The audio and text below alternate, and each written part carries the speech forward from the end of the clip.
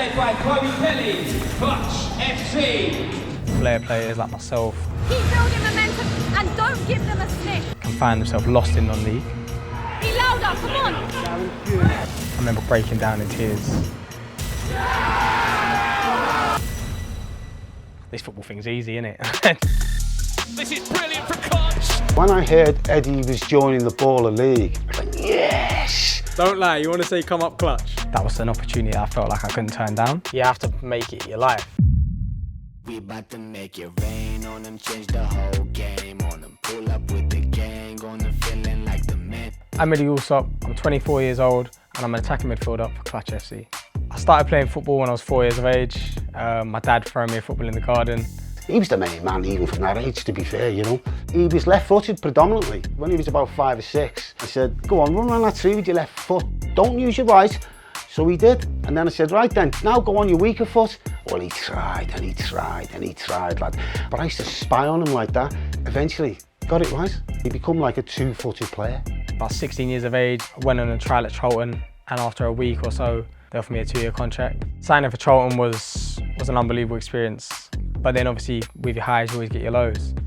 The following season, I was out on loan at the time, doing really, really well. And then ruptured my ACL, my meniscus, and I had some bone chipping in my knee. And I remember being in the physio room at Charlton, and head physio looking at me with this piece of paper in their hand, and instantly I knew it was bad news. As soon as I got in the canteen where I was away from everyone, away from all the lads, I remember calling my dad and not even able to get a word out, just breaking down in tears, because I knew I'm going to not be able to play football for the next year. That was terrible news for me, and it was so hard to take. That was a very, very difficult time in his life. And he could have questioned himself where to go. This kid has been disciplined ever since that day. He stuck with it, stuck with his football. Well, didn't you? Yeah, well, back me up, lad. I'm not lying, am I? Freaking hell. I love him to pieces, lad. He's me lad. You have. He's me lad, the fucking... All right. Yeah. My dad being a Scouser and stuff, I think sometimes might have wound some people up around here. My mum's obviously South African. Growing up in this area that predominantly is a white area, sometimes you can feel that prejudice against you. But I think that's something that made me as a stronger person, me and my siblings as well. Going 14 months without playing football, I don't think there's anything a footballer can face which is more difficult than actually not playing. I was quite lucky, as I said, having good people around me, having my family, they really stuck by me in that situation. After coming back from ACL, it was one of the best days of my life, to be honest. I came back and I remember we played against Eastbourne Borough, and I came on the pitch for about 2 minutes and have scored.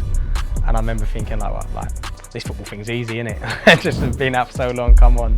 And my 20th birthday was coming up in the summer. And when it came to renegotiate my contract, Charlton basically decided that my injury had held me back and decided that it was best that we part ways there.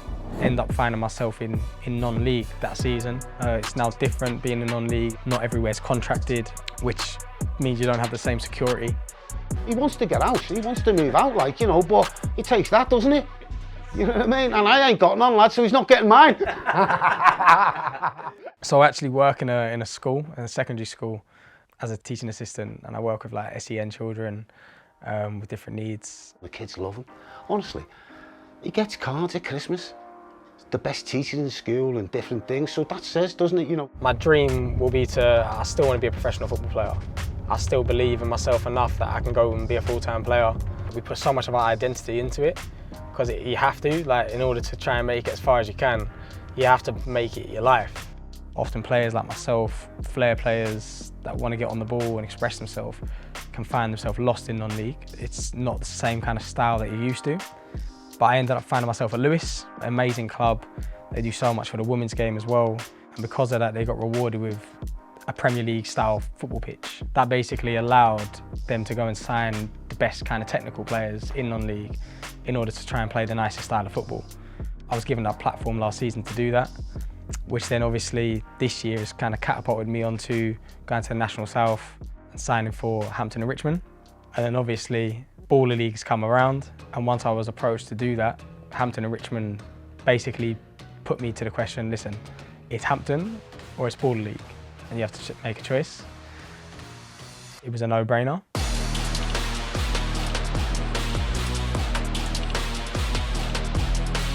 I just felt the Baller League was too big of an opportunity to turn down. I felt like the rooms it was going to put me in are rooms that I would never have been in otherwise. Being around people like Chloe Kelly, obviously, being my coach. Yes, Gaffer. Hey Eddie, how you doing? I'm all ready for training, yeah. I might be a little bit late because I had to call you. Oh, it's a fine. What you've been doing in training for us has been top, so come up and do the magic this week. Don't lie, you want to say come up clutch? Oh, I was going to say it. What's Chloe's message to you so far? Win. Win, win, win. Be competitive. We want the players to enjoy it, but we're not here for a laugh. A lot of the teams have written us off already, but yeah, we're here to win. One of the best things, obviously, backstage was able to get Dad a video. Dad loves storage. So he said to me, if you see Danny, he was like, try and get him a little video shout out to me. So as soon as I saw him, I took my opportunity, and yeah, he gave a great video, obviously, as well. Jimmy, what's good? Your son, I had it now. I heard you got a lot of love for me. So much love for you, lad. What a wonderful player, fantastic footballer. Lad. If he didn't have injuries, yeah, he would have been England's best ever striker, lad, I'm telling you. When I heard Eddie was joining the Baller League, to be honest with you, I kind of went, yes! He's a flirty kind of player, so I think this tournament will really, really suit him. When he gets on the ball, I think people are going to love him. You can't help but love him. I'm not just being biased, but you can't help but not love him, like, you know what I mean? It's going to be a great competition, so, like, this is where he can shine.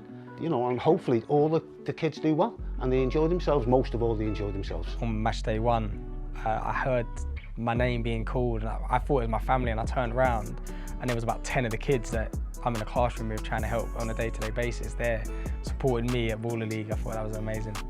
Obviously, all love football, things like that, and I think being in their school and they get to see me playing football, that's probably what gives me the biggest buzz, is the fact that they can kind of look up to me in a way and go, you know what, yeah, I'd like to be like Mr. Allsopp one day.